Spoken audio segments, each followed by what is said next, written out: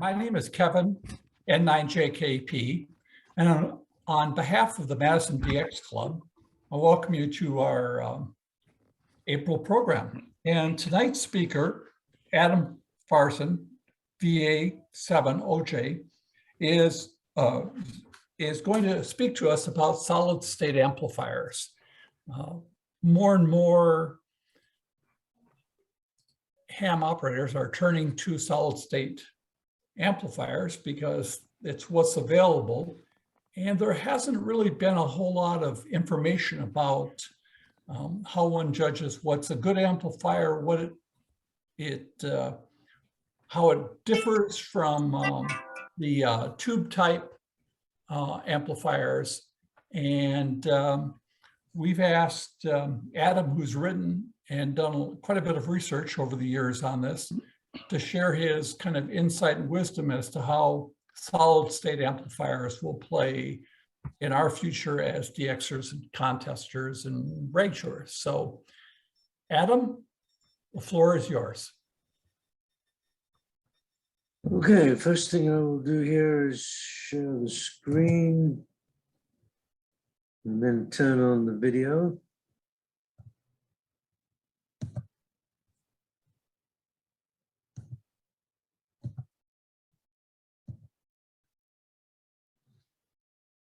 Okay, here's just enumerating solid state versus tube amplifier fundamentals here. You mentioned this right at the beginning. First of all, I'll just say a few words about my background in solid state RF power. It goes back to 1966. I was working for Racal in South Africa. Racal was a very well-known British radio communications equipment manufacturer, which had a subsidiary in South Africa. And the South African branch started doing research into solid state HF transmitter design. And we came up with two radio sets, a 25 watt PEP man pack covering 2 to 8 megahertz, and a 100 watt mobile covering 2 to 16 megahertz. Among other things, we got the transmitters through post office type approval. Post office was the regulatory agency back then. And we used television line output transistors because they were inexpensive, almost indestructible, and they had enough power gain at 16 megahertz to be usable up to that frequency. And they also met the ITU third order IMD requirements. They kind of scraped through. The amplifiers we built were 2 dB better than the ITU spec. We were getting minus 27 dBc. That's 27 dB below one of 2 equal tones, which is the way the ITU specifies IMD in a transmitter.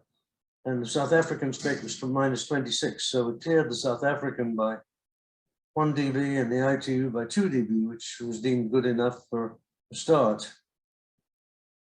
And our radios were pioneering because nobody else at that time had a 100 watt solid state mobile transceiver, fully solid state on the market. And nobody had an SSB HF manpack. The existing manpacks were all HF manpacks, that is, were all AM and CW only. Ours supported SSB and CW. Well, anyway, that's what got me started in solid state RF power technology, and it led to my deciding quite early on in my ham radio career to have a 100% solid state station. So when I got back into HF in 1989, after a lapse of many years, I went straight to an ICOM transceiver driving an ICOM IC2KL amplifier, which I had for 10 years. I then sold it and upgraded to a Yaesu Quadra, which I still have today. And I'll be talking about these amplifiers within the presentation. Well, tube and solid state amplifier design concepts are basically different. Of course, tubes require a high voltage and moderate current. Typically, you might see 4 kV at 750 milliamps. Solid state devices use low voltage and high current, typically 50 volts at 40 amps. The load resistance for a solid state amplifier is of the order of ohms as opposed to k ohms for a tube. Tube amplifiers are generally single-ended, one tube or multiple tubes in parallel, with a tuned pi or pi L output network. The tube can either be a cathode-driven triode or grounded grid triode with a broad tuned input network, or a grid-driven or grounded cathode tetrode with resistive swamping. In the past, tuned input circuit was used on grid-driven tetrodes with neutralization, but that seems to have been displaced by resistive swamping in modern amplifiers. A solid-state amplifier is always push-pull, because push-pull cancels even harmonics.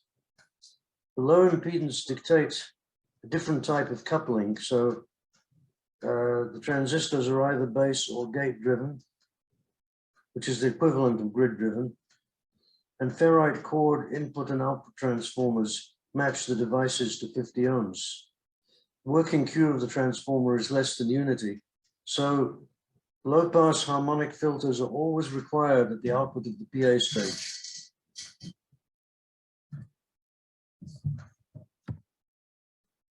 This is the basic building block of the solid-state amplifier. What I've shown here is a pair of MOSFET devices, which could be things like MRF 150s with the familiar input and output transformers. The center tap of the input transformer is artificial, it's created by resistors. The center tap of the output transformer, there is a DC center tap for feeding, which is RF isolated by a choke and a capacitor. And then there's in some designs there's a split capacitor for RF balance. This one just has a capacitor. It's an anti-parasitic capacitor across the drains of the two devices in this case. A forward bias is applied to the devices to bias them on to the standing current or idle current required for class AB operation, where the amplifier is, the devices are conducting a fairly low current, typically 250 milliamps per device, when the stage is not driven. The idea is to ensure that crossover distortion is held to a minimum, because if there's a lot of crossover distortion, this will lead to nonlinearity in the amplifier. This particular module that I've shown here is rated at 250 watts output. 2 or 4 modules can be combined via a transformer type splitter and combiner to get a 500 watt or 1 kilowatt amplifier. My Yaesu Quadra amplifier consists of 4 of these modules with a 4-way splitter and a 4-way combiner. The design of the transformers is very important for a proper operation of the performance of the amplifier. Transformers are wound on binocular 2-hole ferrite cores. It's basically a block of ferrite with 2 holes in it. And windings can be bifilar or trifilar using miniature Teflon dielectric coax cable, with one winding being the center conductor and the other winding being the braid. The series resistance and reactance of the windings must be very much less than the input or load resistance of the power device. The cores are large enough to avoid saturation at full RF drive or output. This is terribly important because if the amplifier, if the transformer saturates, it'll generate a large amount of IMD. The transformers are thermally coupled to the heatsink or placed in the cooling air stream.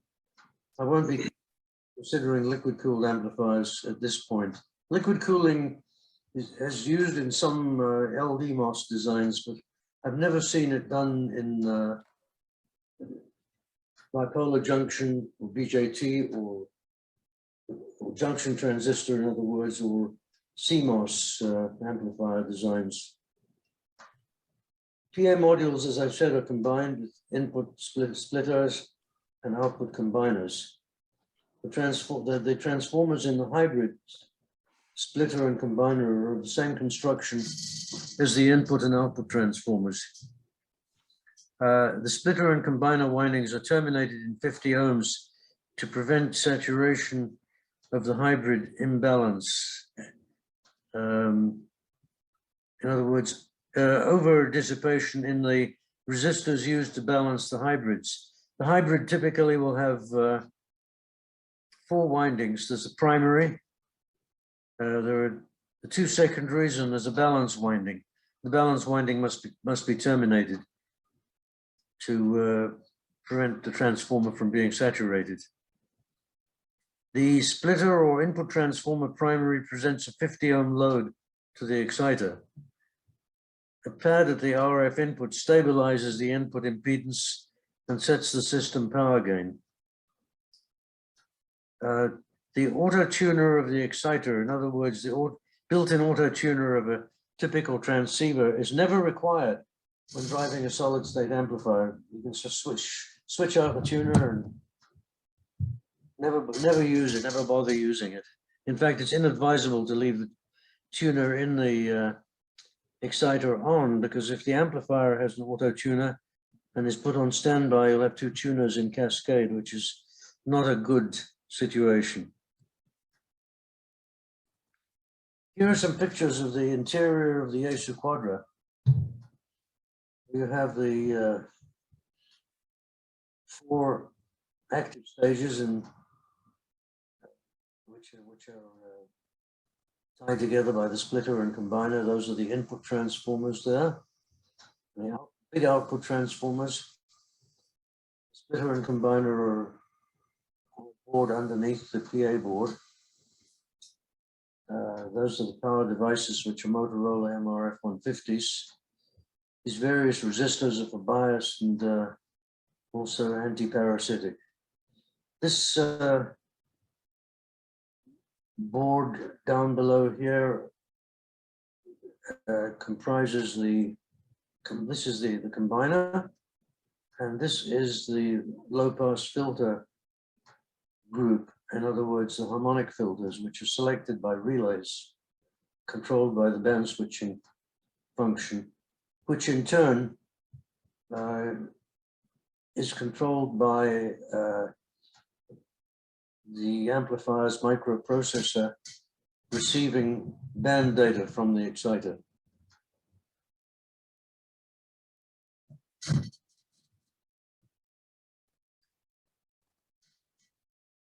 The filters, the harmonic filters, are another point which I'll go into in some detail here, because they're a vital building block of any solid-state amplifier.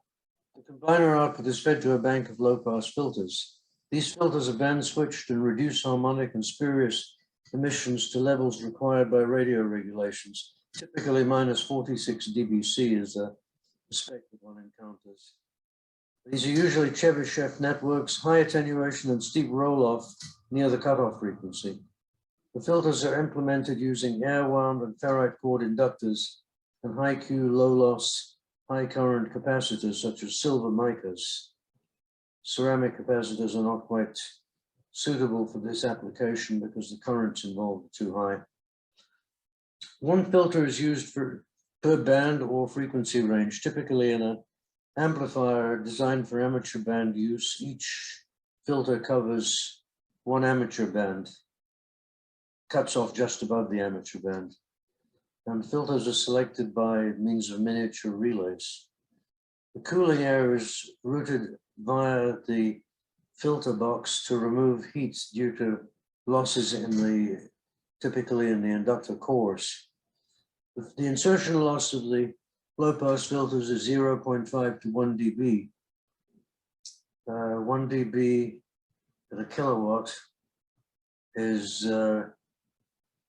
roughly speaking, 200 watts.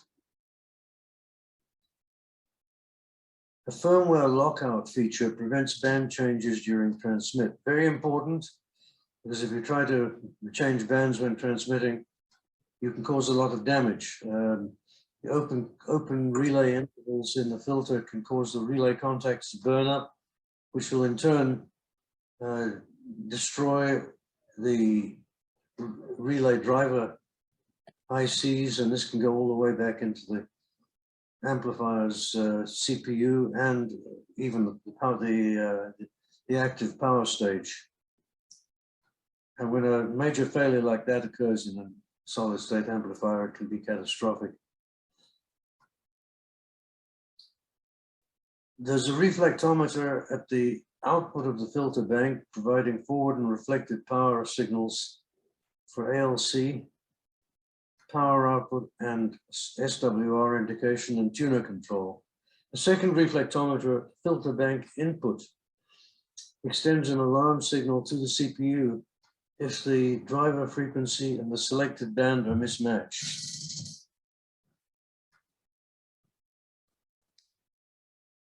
Many solid-state amplifiers are provided with an internal ATU, which is usually a T network, Series C, Shunt L, Series C. The two technologies in use, they're variable capacitors driven by stepping motors, relay switched fixed capacitors and inductors, and then there's another topology using LC combinations switched entirely by relay chains. A phase detector or a return loss bridge working in conjunction with the reflectometer at the output of the filter bank provides fine tuning. The ICOM IC-PW1 uses a phase detector. The ASU Quadra uses a return loss bridge. So what it does is it matches down to an SWR as close to 1.0 to 1 as possible, and then switches in the return loss bridge for the final touch-up. You can actually hear the relays click as the tuner reconfigures itself during the tuning cycle. Typical matching range, which is similar to that of transceivers, is 3 to 1. 3 to 1 SWR. It's highly advisable not to try to run the system with an SWR well outside the tuning range of the tuner, because this can end up causing damage to the tuner and even to the active stage. Some amplifiers, including the ASU Quadra, have a reflectometer at the output of the tuner, which will shut the amplifier down if it reports an SWR higher than 3 to 1. So it doesn't even give the operator the chance to push the boundaries with the SDR, with the SWR rather. The insertion loss of the matched ATU is typically 0.5 dB, which is about 120 watts at a kW. During the cycle, the PA stage can be bypassed and a pad inserted to minimize on-air interference. The PA and ATU can usually be bypassed separately, so if you have a resonant antenna and you don't need the ATU in line, you can switch it out, or if you just want to tune with the ATU and not use the amplifier stage, you can bypass the PA stage. Miniature high-speed relays in the ATU output and the splitter input provide transmit-receive switching. There are some amplifiers now using vacuum relays. Some amplifier designs signal the exciter to cut drive during transmit-receive transitions for QSK CW keying.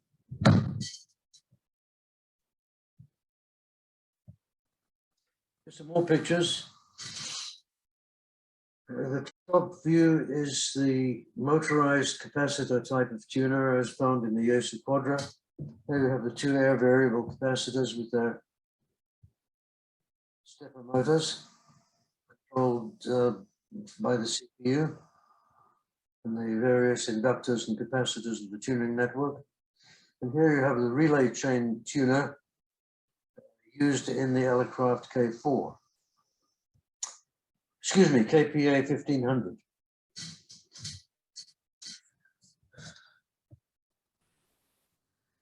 The types of power devices that we encounter in popular amateur amplifiers, there are three generic types of device, three device categories. There's the bipolar junction transistor, or BJT, traditional silicon transistor. Typically, a device will have a pair of them will give you 500 watts, and they have a power gain of about 10 dB. An example of an amplifier using these devices is the ICOM IC2KL, ICOM IC4KL, and Yaesu FL7000. Then there's MOSFET. MRF 150 is one of the most popular types of MOSFET device, as used in the ICOM PW1 and the Yaesu Quadro. Then there's the newest type, the LD-MOS, or laterally diffused MOSFET. An example would be the MRF 1K50H. This is a 1.5 kW device. It's a dual device. In other words, two dies on one substrate. And it's mounted on a cooling block, a heat spreader block, which is a block of copper, which can be air-cooled or water-cooled. We'll be talking about cooling further on in the presentation. Generally, MOSFETs offer superior power gain bandwidth products, and linearity as compared to BJTs. All current designs use MOSFETs or LD-MOS. Typical third-order IMD at rated output is -26 to -29 dBc, or 32 to 35 dB below 2-tone PEP. So, roughly speaking, a solid-state amplifier is 6 to 10 dB worse than a tube amplifier.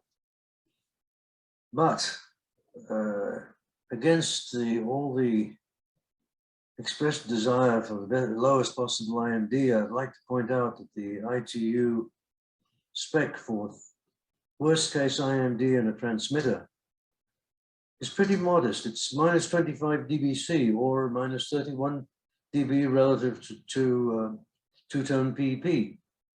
That's all the ITU expects. And this is all that the manufacturers feel they have to provide, because the OEMs will simply point to the ITU and say, this is what the ITU wants. And for optimum linearity, it's mandatory to terminate the amplifier in 50 ohms. William Sabin of Collins Radio makes that very clear in his book, HF Radio Systems and Circuits. Tube amplifier IMD, as I've said, is -34, typically -34 dBc or better. As far as conversion efficiency goes, it's RF output over DC input, 45 to 50%. It compares favorably to a tube amplifier if we include tube heater and screen power input, assuming that the tube is a tetrode. Class AB operation, where conduction angle is more than 180 degrees and less than 360 degrees.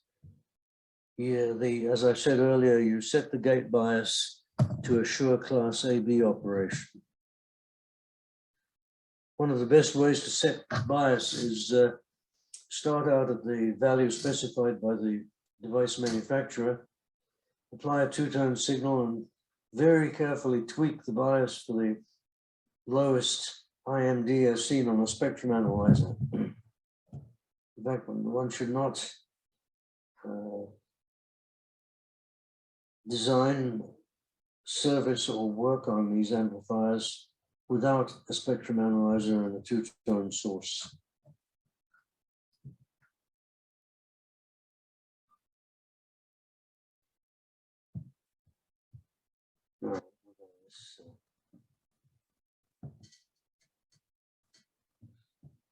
Slightly tall slide here.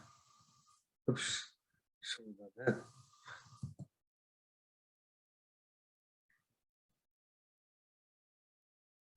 that.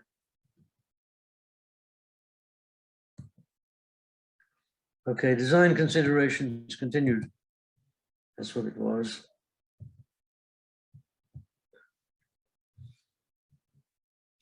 There are three classes of power output in existence. The current family of LDMOS amplifiers on the market all tend to be in the 1 to 2 kilowatt range, but you have 500 watts, 1 kW, and 1.5 to 2 kW. 500 watts, 2 MOSFETs pairs with a splitter and combiner. 1 kW, 4 MOSFET pairs with a splitter and combiner. 1.5 to 2 kW, single LDMOS device. It doesn't require a splitter or combiner because it's actually two devices in one block, requiring only an input transformer and an output transformer.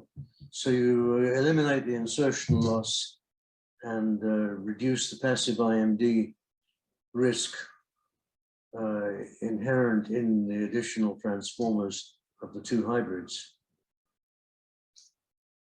It should be noted here that parallel connection of MOSFET devices can cause destructive VHF parasitics, because if you connect the devices in parallel, with a parallel connection, if you look at it, a diagram of it, look at it schematically, it looks like a very nice VHF push-pull oscillator without any restrictions on its input current. So it'll just go into oscillation and oscillate until it melts down. Power gain, MOSFET typically 20 dB, LDMOS can be 20 to 25 dB. So to meet the FCC 15 dB power restriction, pads are placed at the input of the LDMOS stage, or even of a MOSFET amp. That power restriction, by the way, that power gain restriction doesn't exist in Canada or in Region 1, because they had a different way of dealing with CBAs who stepped out of line. They just sent them off to Gulag. In fact, Canada never had the 10 and 12 meter band block, because again, if a CBA stepped out of line, he would disappear. After due process of law, of course.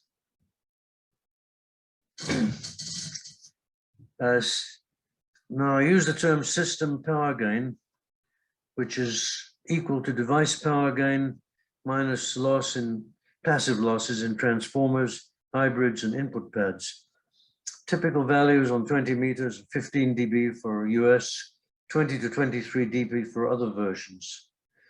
Device power gain rises 2 dB at 3.5 megahertz, falls off about 2 dB at 28 megahertz, and as much as 4 dB at 50 megahertz.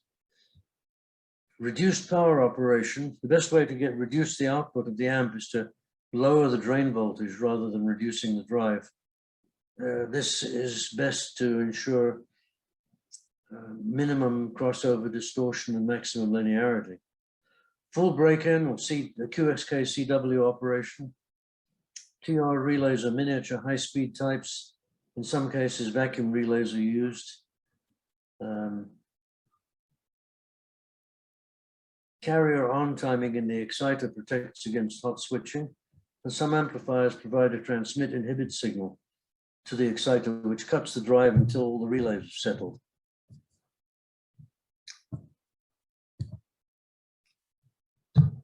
I come to the interesting thing, control and monitoring features, which all solid-state amplifiers have to a greater or lesser degree. The microprocessor controller, every modern solid-state amplifier provides controller functions, monitoring, control, protection, and metering.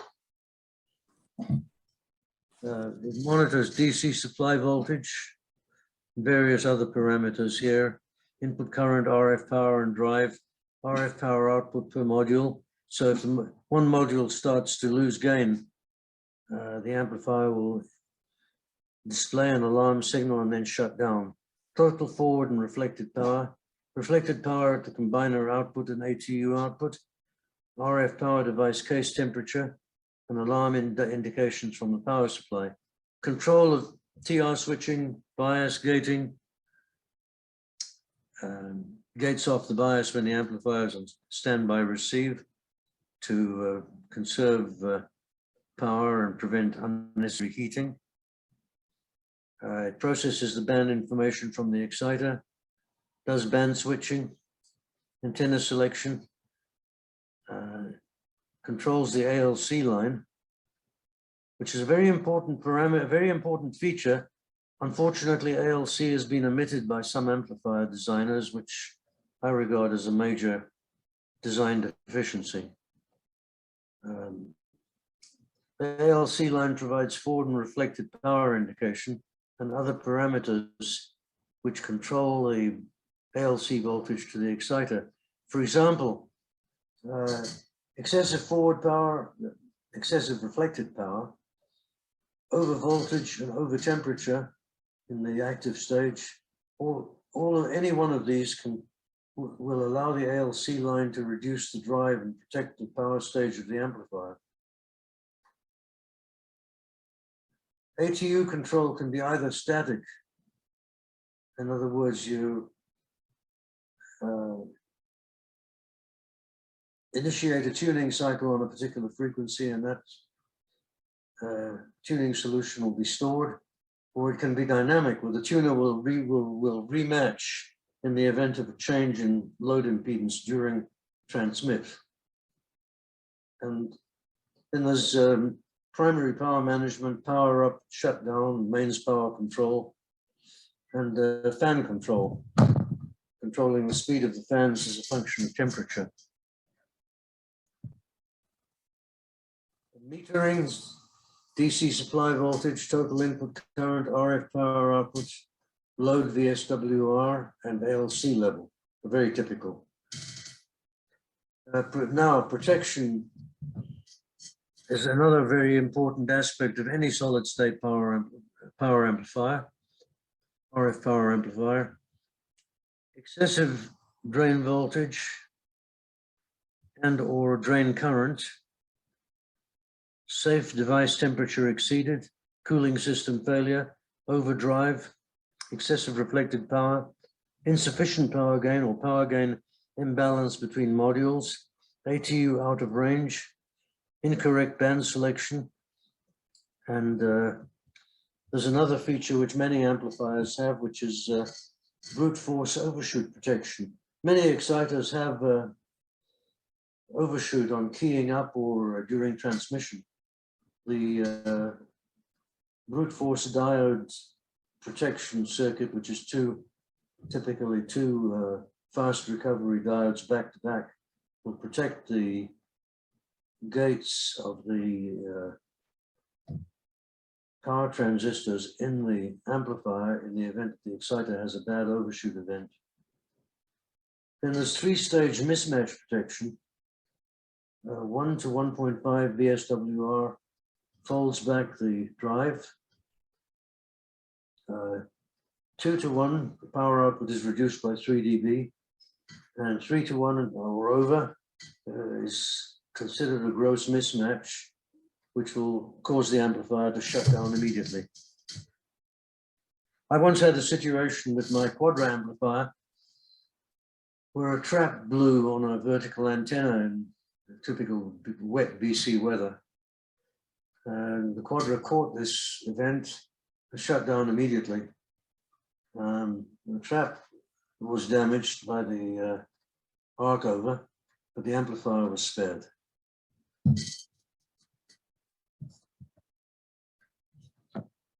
Automatic band selection is provided on the vast majority of modern solid-state amplifiers. Some of the smaller Tokyo high-power amplifiers had manual band switching, the rotary switch on the front panel, but I would say almost all amplifiers have some form of automatic band switching. Unfortunately, there's no standard protocol. You can have the ICOM method where a variable analog voltage is presented to the exciter. Each discrete voltage represents a band. The exciter presents a 4-bit parallel binary band code to the amplifier. The exciter transmits band data packets to the amplifier via serial line or a LAN interface. And the amplifier requests a carrier from the exciter, counts the carrier frequency and sets itself up accordingly. The Yaesu Quadra uses the binary 4-bit code with a Yaesu exciter, but it also has the option of requesting a carrier from the exciter and determining the frequency of the carrier, which allows it to be usable with any exciter. Once the controller has determined the band, it selects the correct filter. It sets the ATU to the same band, and if it's aware of the drive frequency, the amplifier will then set the ATU to the closest stored matching solution. It also sets up the antenna selection stored for that band if that feature is available. One must avoid transmitting during a tuning or band change cycle. Some amplifiers protect against this, others don't protect completely and damage can occur. And there's automatic lockout if the drive frequency and the selected band don't match for any reason.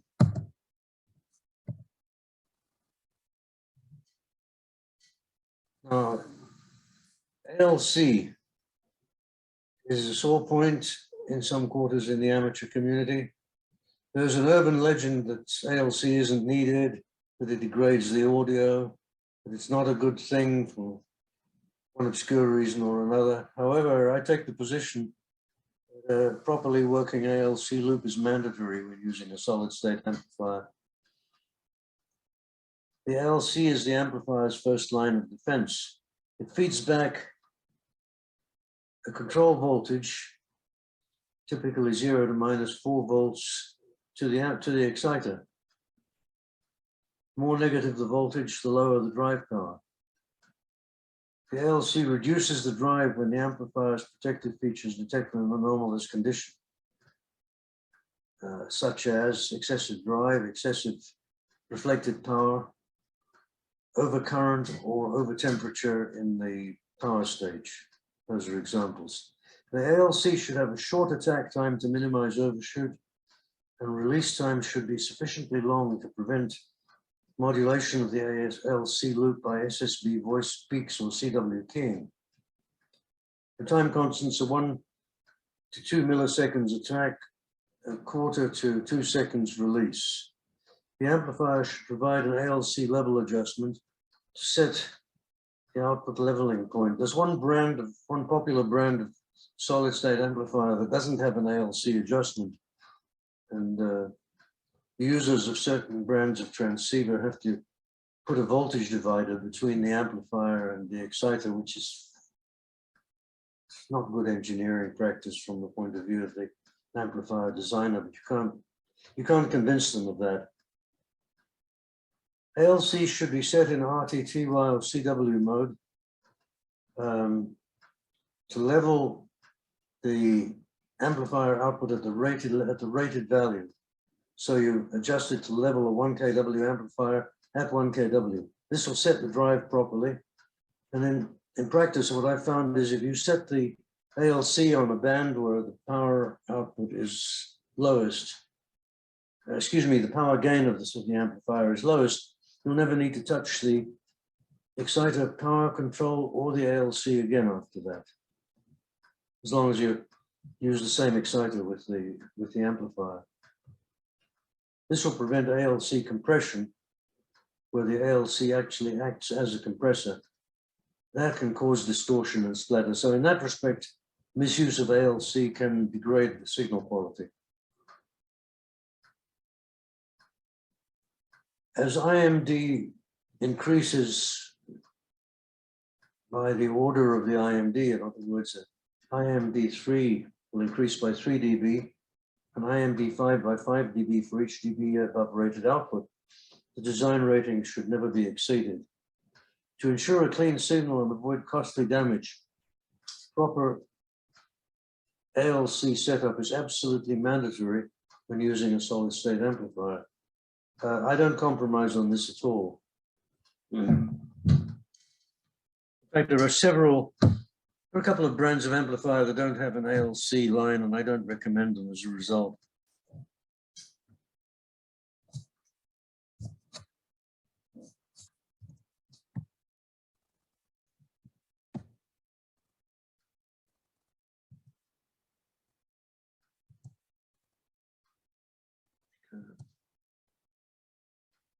Okay, next slide is external interfaces. These again vary from brand to brand. RF input, there are usually two selectable inputs, two transceivers, allowing the use of two transceivers.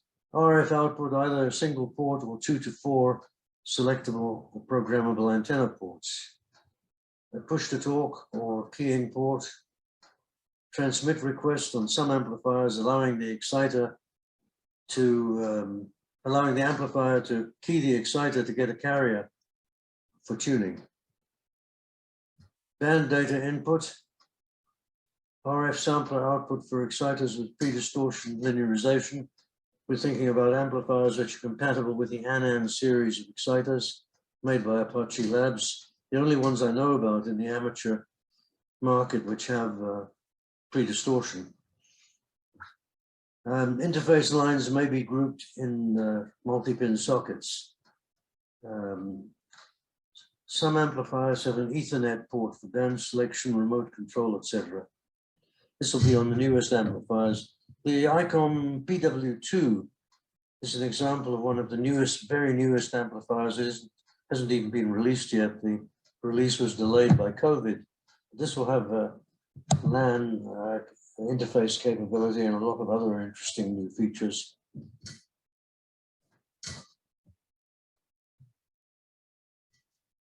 Every amplifier is supplied with either a built-in power supply or a power supply in a separate chassis. The power supply is quite large and heavy because it has to provide 50 or 65 volts at 50 amps.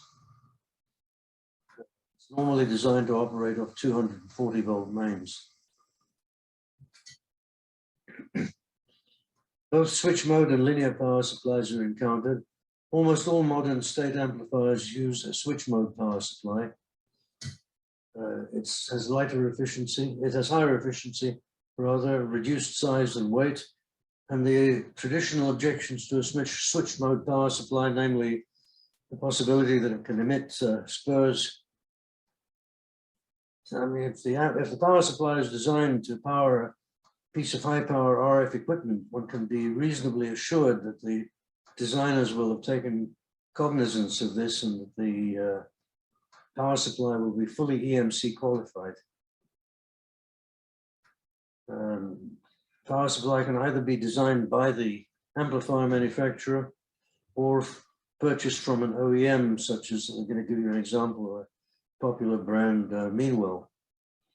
In fact, there's a retrofit using a Meanwell 3 kVA 48 volts power supply module, which can be used to replace the power supply section of the Quadra or the PW1, thereby providing a very much less expensive repair than replacement of the manufacturer's power supply. We're talking about $500 plus a lot of work, as opposed to a couple of $1,000. AC mains voltage rating is 100 to 250 volts, with 230 to 240 volt operation is strongly recommended, giving better regulation. That's the major reason why. And the amplifier should be powered from a dedicated 2-pole mains breaker. DC output must have 5% or better regulation for optimum linearity. The bias supply must be even tighter. It must be absolutely stable and free from RF or envelope modulation for best linearity. To reduce idle dissipation, bias is turned off during standby. RF sensing electronic bias switching is not used in solid state amplifiers. It's required on some tube amplifiers to reduce the standing dissipation when the amplifier is not driven, the standing plate dissipation. The power supply should incorporate adequate forced air cooling, which sometimes means noisy fans. Thermal packaging and cooling is another consideration we should look at. As I said earlier, the efficiency of a solid state amplifier is 40 to 50%. So the PA cooling system must be capable of dissipating at least half the DC input power. The cooling system must keep the device case temperature at 70 to 80 degrees Celsius, at 25 degrees Celsius ambient, for 30 minutes B transmission, or a 5 to 10 minute CW transmission at the rated output, that's ICAS. For contest operation or at higher ambient temperatures, larger cooling area and greater airflow are needed. The cooling system can consist of a flat planar heatsink with fans blowing air over it. Excuse me. A cylindrical heatsink structure with a large fan at one end, a circulating water system with a fan-cooled radiator, or a thermodynamic heat pipe system. Examples: Quadra uses the flat planar heatsink. PW1 uses the cylindrical heatsink structure. The circulating water system, I don't know off the top of my head of any OEM commercially made amplifiers that use that, but a number of do-it-yourself homebrew amplifiers have used water cooling. Thermodynamic heat pipe was used by the old Icon IC2KL. It had pipes containing a refrigerant, which were heated by the block on which the power devices were mounted and cooled by a big thin radiator with a rather noisy fan underneath it. The cooling fans can run continuously at a constant speed or run at half speed on standby and at full speed on transmit. As the ATU can dissipate as much as 125 watts at 1 kW output, we often see a fan for cooling the tuner. The Quadra has a little, I think an 80mm fan, a 3-inch fan in the tuner box. The thermal sensor signals the controller to reduce drive and or go to standby when the safe PA device temperature is exceeded. An airflow switch can be fitted to shut the amplifier down in the event of fan failure or clogged air vents. One sees this a lot in commercial systems too. Packaging, again, a very different animal from what you find in the tube amplifier. All printed circuit boards must be the best possible quality fiberglass, at least 3 millimeters thick. The solder plated tracks should be sufficiently substantial to safely carry the very high currents. Layout should be low inductance, except for onboard inductors. Push-pull circuits should be reasonably symmetrical.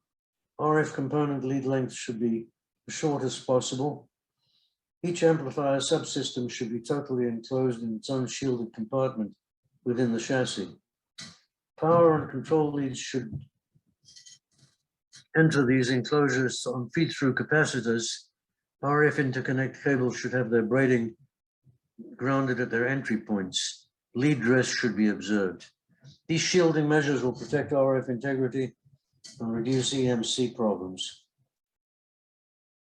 Air intakes and outlets must be of sufficient area to ensure proper airflow. Dust filters should be easily accessible for cleaning, and above all, please don't put anything on top of or behind the amplifier which will obstruct airflow.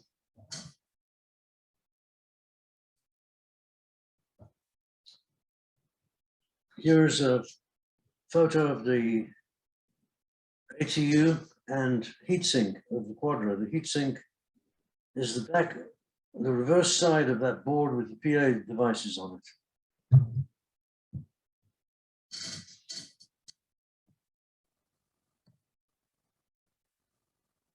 This is a simplified block amplifier, block diagram of a typical solid state HFM. I've simplified it a lot. I'm assuming two modules, two active modules with a splitter and combiner, separate localized control circuits controlled by the CPU, and after the combiner we have a low pass filter, a directional coupler, and the ATU. This is a very generic and very much simplified stripped down diagram just to give you a quick picture of how a solid state amplifier works.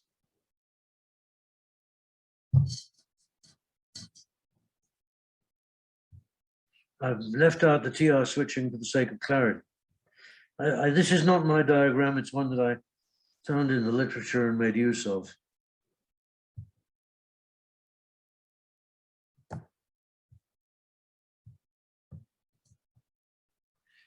Here is a comparison table of amplifiers which are current as of 2018. I won't read off all of what's on here, but if you're recording the program, it's quite instructive to read through this and compare the features of the amplifiers which were described in this little chart. As I said, when the presentation was put together in 2018, that was the last time that the Asia Pacific Convention was held. There was going to be one in 2020, but the COVID unfortunately caused it to be cancelled. You have here brands are ICOM, Yaesu, ACOM, Elecraft, they have the KPA 500 and 1500, SPE, the Italian company, Flex, the Power Genius XL, Hillbilling. They do make a very nice amplifier, rather expensive, but this 1kW, it really was intended for the European market, but a few of them have been sold in North America. And the PALSTAR amplifier is a relatively inexpensive, lower powered amplifier. And then you have Ameritron, you have the ALS 600 and the ALS 1300, which is effectively a pair of ALS 600s with a splitter and combiner. What I don't like about the design used in the Ameritron is it's the Motorola EB104 engineering bulletin design with two pairs of MRF 150s in push-pull parallel. As I mentioned earlier, putting high-gain MOSFET power devices in parallel creates a push-pull oscillator which can blow itself up quite easily, to be brutal about it. There are other lists of amplifiers around which are quite instructive, but this one is, I think, a reasonable start if you don't mind the fact that it's a few years old. I have an article on my website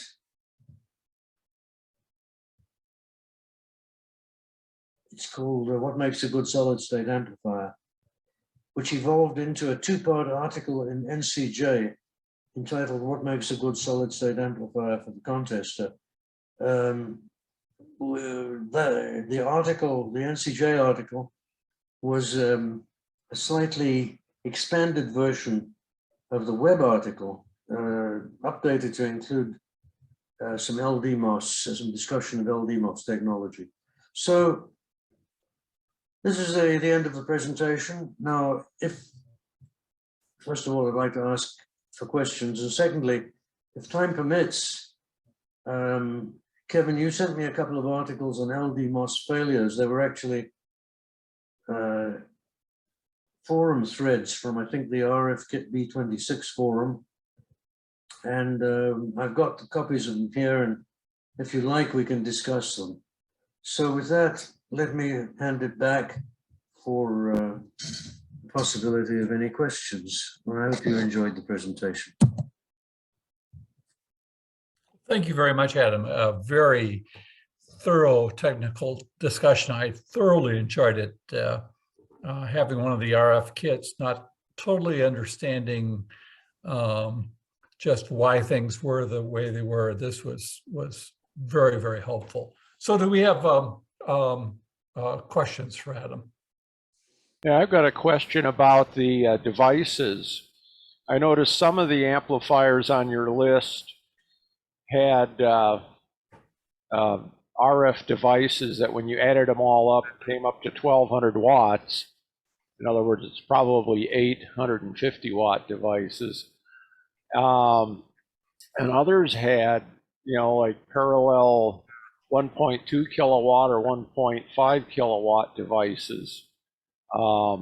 Is it reasonable to run a transistor at its full rated power? Is that realistic, or is that a recipe for disaster? That's a very good question, because I don't recommend running a power device at its full rating. I always say that for the sake of the safety margin, some derating is needed. I'll give you some examples. The old IC2KL made by ICOM and the Yaesu FL7000 used 4 2SC2652 BJTs. Those were pretty rugged transistors. They were more or less indestructible. I mean, you really had to abuse them to damage them. They were rated at 200 watts RF each, but that meant with 4 of them, two pairs with a combiner, in theory you could get 800 watts. But I would never recommend pushing them harder than 500 watts. And if you keep within that guideline, they'll last forever, assuming that they're not abused. The MRF 150, yes, it's a 150 watt device. If you're running it at 1200 watts, 8 of them, and push in 8 of them with a combiner, 4 pairs with a combiner, they have to be in pairs. Theoretically, you can get 1200 watts. What this does is it gives you some headroom. So if you inadvertently overdrive the amplifier to 1200 watts for a few seconds, it won't hurt it. However, I would never run it beyond 1 kW for the reason you mentioned, because headroom or safety margin is always desirable with these devices. The idea of having headroom is that if there's an event which causes overdrive, you won't destroy the devices. So what you're saying is take the rated power and go with about 75% of that as a realistic operating level? Yes, I'd say 75% is reasonable. 70, oh yes, say between 2/3 and 75%. You take a say even a device rated at 1.5K, if you run it up to 1K, you're safe. I tend to be very conservative about those sorts of decisions, because I'd rather get a little less power and be assured that my several $100s worth of devices will last. Okay, so 66% to 75% is the practical use. Yeah, and that's not efficiency. That's the level of its rated value.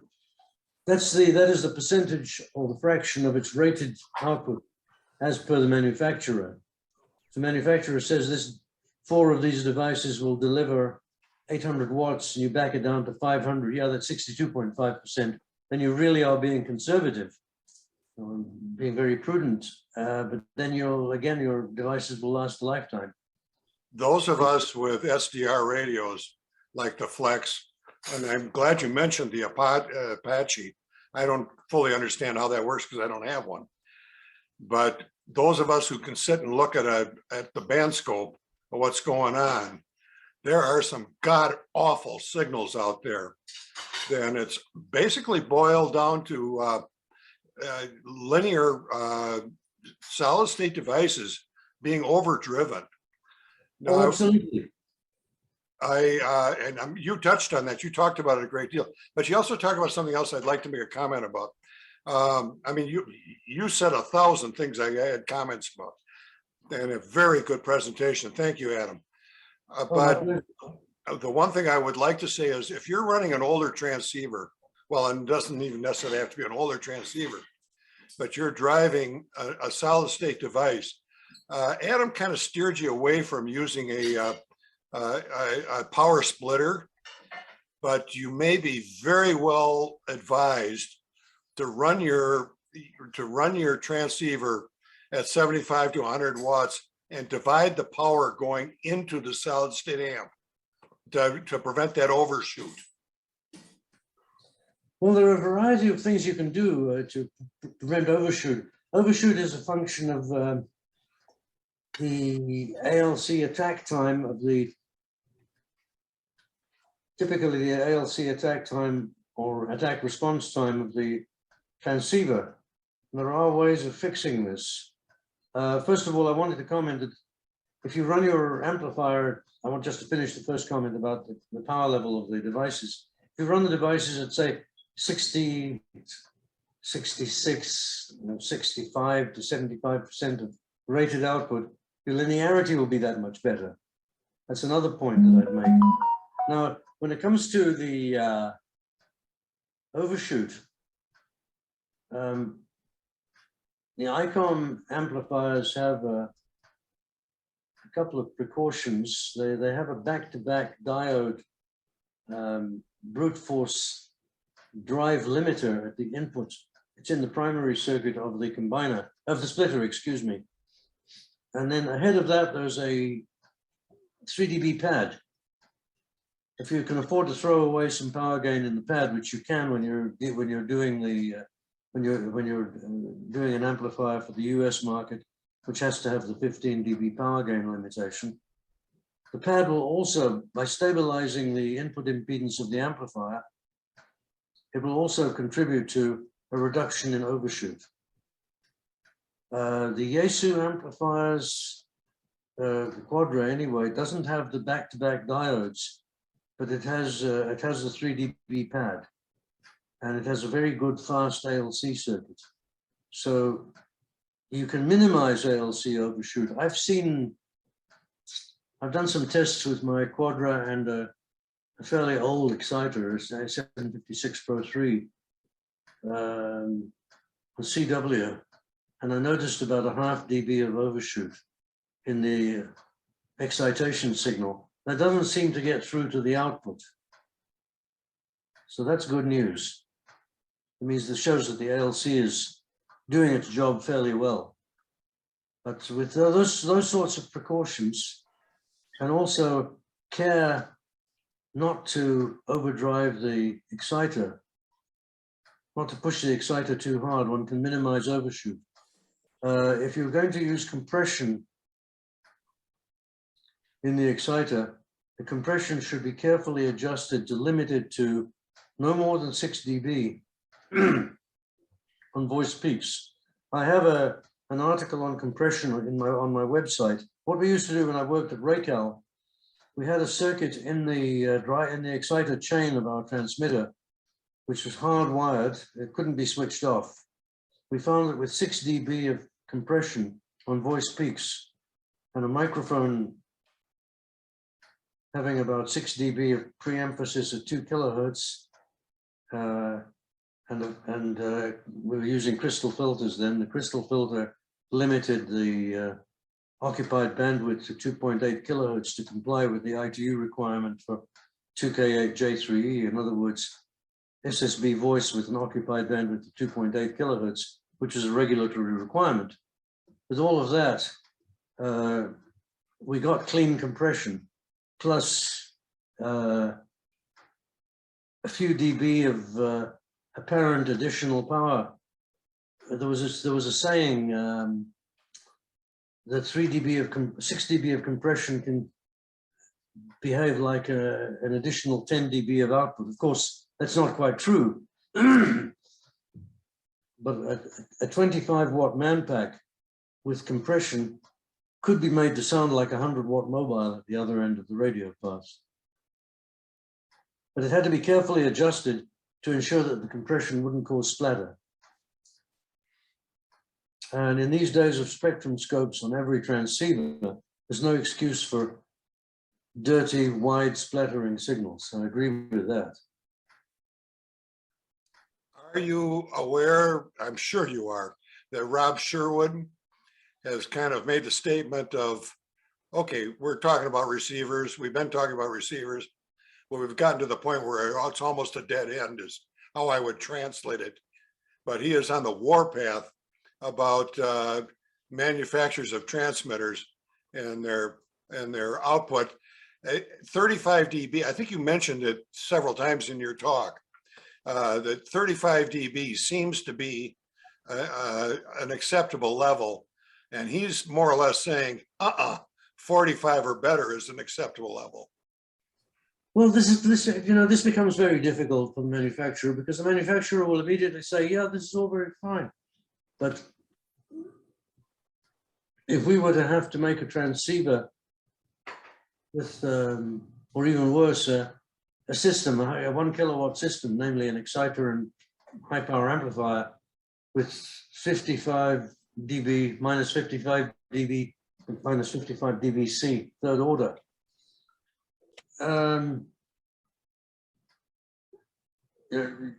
Even the most prosperous ham would not be able to justify the cost of that equipment.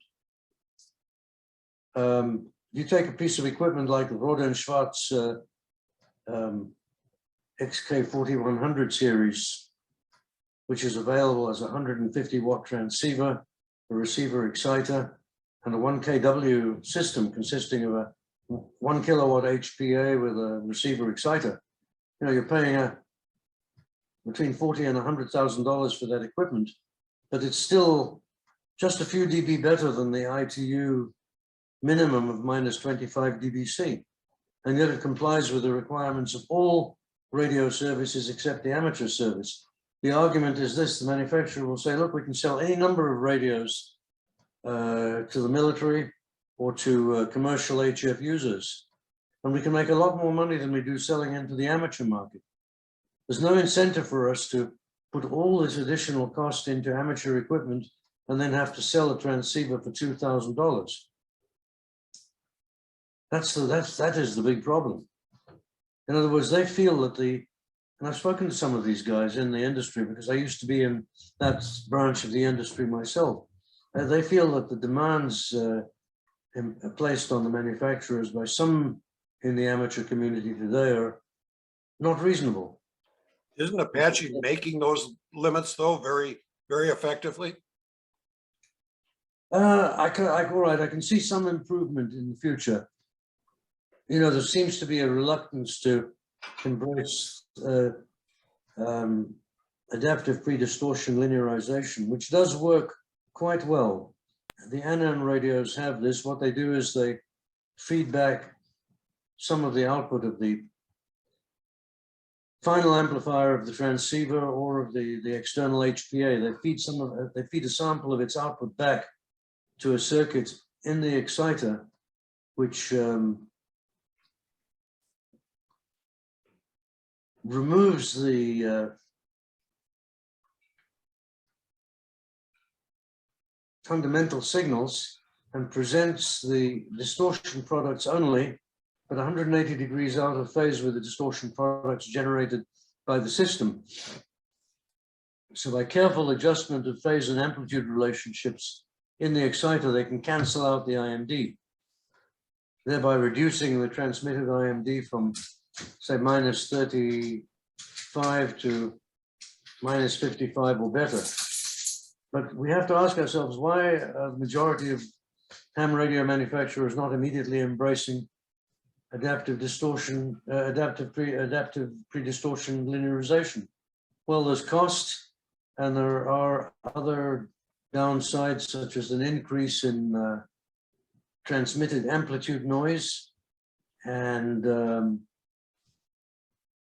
increase in transmitter latency which is very important when you're dealing with digital modes. Although with digital modes, you don't really need aggressive linearization.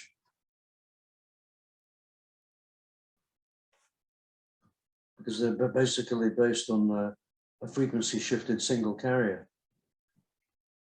Okay, I'm going to hush up and let somebody else talk. Adam, Peter V7PS in Grand Forks, BC. Can you hear me all right? Oh, just fine, Peter. Yeah, we've met before. It's been a long time. We met at the Barn Cider way back with my friend Dana, V3DS. Yeah, of course. Yeah, curious, I know you've got an inside track with ICOM, and as an owner of a PW1 and a 7800, kind of curious whether the PW2 is going to fix the CI5 collision issue. Any input on that yet, or is it a little too early? That's a very good question, Peter. By the way, I'd like to introduce my friend Jojo. You've probably all seen her. So Here on the screen. It's my doggy. She climbed into my lap. oh, okay. She got a little bit jealous about not getting her at every 15 minutes. To answer your question, to my knowledge, but I can't stick my neck out too far because the PW2 hasn't yet been released, and the only documentation on it is a very sketchy little pre-product brochure. To my knowledge, band data selection via either CI5 for backward compatibility or via the LAN interface will be provided. I assume the LAN interface will correct the data collision problem completely. Let's hope. Yeah, I hope so. I do agree with you that this was a serious disadvantage of the PW1 because it could lead to all kinds of expensive damage. The mistake that was made during the PW1 design was that they didn't disable band selection during transmit. That would have fixed the problem. Then the data collisions wouldn't have mattered. Like this, you can have a data collision during transmit, which can cause the amplifier to try to change bands when transmitting. This will destroy the low pass filter selection relays, components in the filters, and even the power stage. You know, we're dealing with a couple of $1,000s worth of damage. The Yaesu Quadra doesn't do that because it uses either the 4-bit binary band selection from a Yaesu exciter, and the system will not change bands in the transmit mode, or it uses the frequency sniffing method, which, as far as I know, is also disabled during transmit. I've never had that problem with my Quadra. I've had it for 24 years, and I've never had a problem with it. I've been lucky. I've had my PW1 for 17 years. Hasn't seen a whole lot of use, but in recent years, certainly on 6 meters, it has. The 7800 has been around for 15 years. I've tried the W9JM interface. It works great if you can get it set up, which is a pain in the butt. And it doesn't seem to want to hold when you power everything down, and which I do on a regular basis here. So I've just abandoned using it. Works great with the 7800, but the PW1 is on its own. So I've been very lucky. I haven't had any issues with it. The amp still works great, but I feel like I'm living on borrowed time. So anyways, I don't think my next amp will be an ICOM. Let's put it that way. But sad. I've been an ICOM supporter for a lot of years, but having trouble with this one. But I must admit, I've been lucky and it's working great. So thanks. Appreciate it. I figured it'd be a little early. Peter, what is the problem you're having with the PW1? No, it's just the only, I'm not having any problems with it other than using the W9JM interface, which is supposed to cure the collision problem. And it does seem to work fine. The problem I'm having with it is that when I power everything down, everything gets powered down when I leave the shack. And when I come back on, turn it all on, I lose the synchronization between the amp, the 7800, and the computer. Oh, yeah, okay, then you have to resync it. Yeah, there is another technique for minimizing data collisions on the PW1. If you run the A6YQ software, what's it called? Oh, DX oh yeah, yeah. provides you with a dedicated port for the Yeah. PW1. Yeah, I've heard of that one, and I've looked at that. I'm not running that. I'm running Ham Radio Deluxe. I should give the other one a try. Yeah, give that a shot. It apparently works very well. I generally don't, believe it or not, I'm one of a dying, almost extinct breed. I don't even have the computer turned on when I'm on the air. Well, I don't blame you. I'm not, I mean, it's a long time VHF, UHF, DX, or FD8 hasn't exactly enhanced my ham radio experience. But it is what it is, and I have participated. It's not quite the same as hearing your own echoes come back from the moon. Let's put it that way. Well, you know, this may sound cruel, but if I want an FT8-like experience, I take a ride in a Vancouver taxi and watch the data scrolling down the screen of the RDT mounted on the dash. Got it. Sounds about the same thing. Thanks, Adam. Good presentation. Good to see it. Oh, my pleasure, Peter. Adam, Bill, W9MXQ, how are you doing tonight? Nice Hey, to Bill, finally- nice to hear from you. Nice to meet you face to face for a change, right? Yeah, that's right. We've never met face to face. Got it. A lot of emails. That's about it. I had a question for you more on a practical standpoint. I know you run an ICOM 7610 and you have the Yaesu VL1000 there, the Quadra. What do you actually do for your drive? Do you use the pad that's in the linear, or do you feel you need it? Or do you just back down the drive on the 7610? Or do you run 100 watts into it? Go ahead. No, I don't run no, I never run anything like 100 watts. I use the ALC religiously, as I outlined. The way I set it up is, well, I don't have to set it up again. It really remains set, but when I first configured it, I turned the drive on the output of the exciter down to 0, and I turned the ALC up to about 6 bars on the screen. Then I gradually cranked up the drive and adjusted the number of bars on the ALC setting until I saw 1 kW. And then when I saw 1 kW, I backed down the drive just a tiny bit until the output dropped by a couple of watts. And that was my setting. And after that, I never touched it again. So in other words, the ALC was holding the output at 1 kW, and the corresponding driver level is about 60 watts. Okay, well, thank you. I kind of wondered if that's what you might be doing, but I just wasn't sure. In light of the discussion tonight, that kind of fits with what you've been talking about. Now, this is why I'm such a strong advocate of ALC. If it's set up properly, it won't degrade the signal, and it'll protect the amplifier. Agreed. Okay, thank you, and we'll stay more in touch. Take care of yourself. Well, you too. Thank you very much, Bill.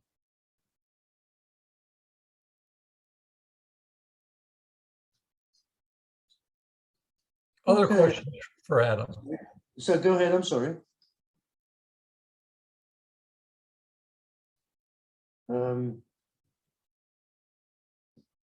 Did one of you have another question? I have another question for you, Adam. I noticed you did not have expert amplifiers on your list. Is that a purposeful omission, or it just didn't get included? Oh, the expert amplifiers are in that chart. SPE. Ah, okay. Yeah, SPE is the name of the company. I did make a comment about, I said a particular brand of amplifier. The SPE expert amplifiers are the ones that don't have an ALC output, an ALC level adjustment on the amplifier, which can lead to a situation where the ALC output of the amplifier will overwhelm an ICOM exciter and reduce its output. It's effectively reduced the drive to a level insufficient to drive the amplifier properly. So the only way to fix that is with a voltage divider in the ALC line. I thought that was not the best of engineering practice, but I don't want to sound too critical. So Adam, Kevin, I'm wondering, the information I sent you about the RF kit, which is now being sold not as a kit, but as a completed device here in the US.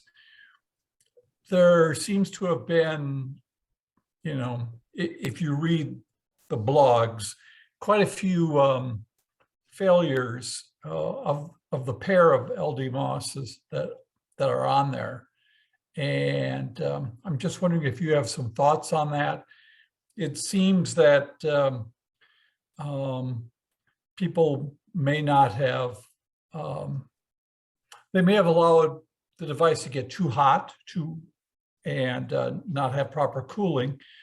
The other is that upon keying up, that there's, I'll call it a surge that goes through and destroys these devices, which are rated, each one I think is rated at around what, 1800 watts. So I mean, the two together are around 3300, and it's designed to drive, or it's designed to output 1500. So they're supposed to have some headroom in there, and yet the solid state devices, power devices are failing.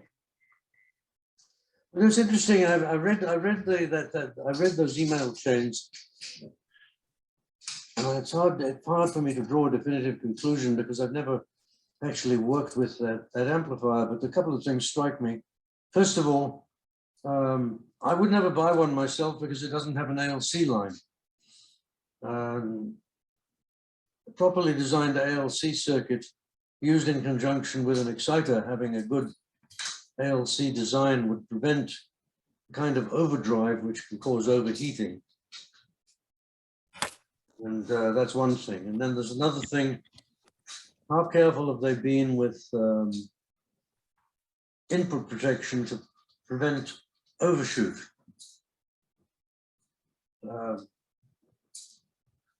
All sorts of questions arise.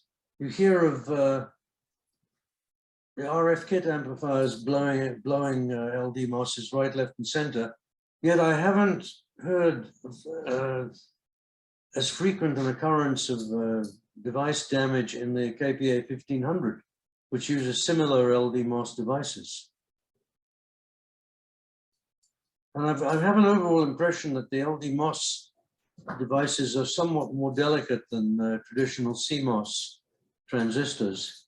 And you know, in the heat of a contest, it's quite possible to make mistakes which can result in dangerous situations for the power device. Either overdrive or allowing the device to get too hot.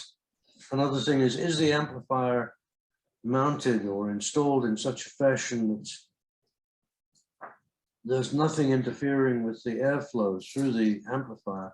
I mean, you see radios and amplifiers in elaborate wooden furniture and consoles and all sorts of things, and you wonder how they're getting their cooling air.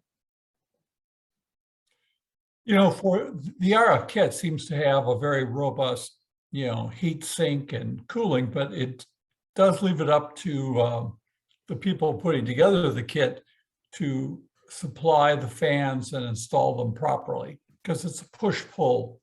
So there's probably issues there. And as you said, the ALC, had I listened or read your presentation, I probably wouldn't have gone that way.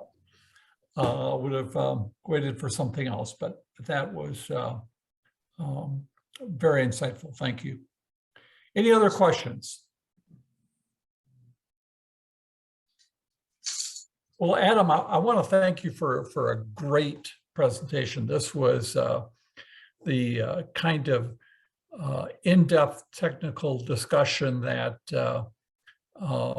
we should always have as we're looking at major components to our stations, in order to achieve, whether it's DXing or contesting or rag chewing, whatever. When we make these large expenditures, we should understand what we're getting into, what are the things that we should be looking at. And this presentation and the stuff on your website are great resources for all of us. So thank you very much, Adam. Oh, it's my pleasure, Kevin. I really enjoyed it. Very much enjoyed interacting with all of you. Questions are good.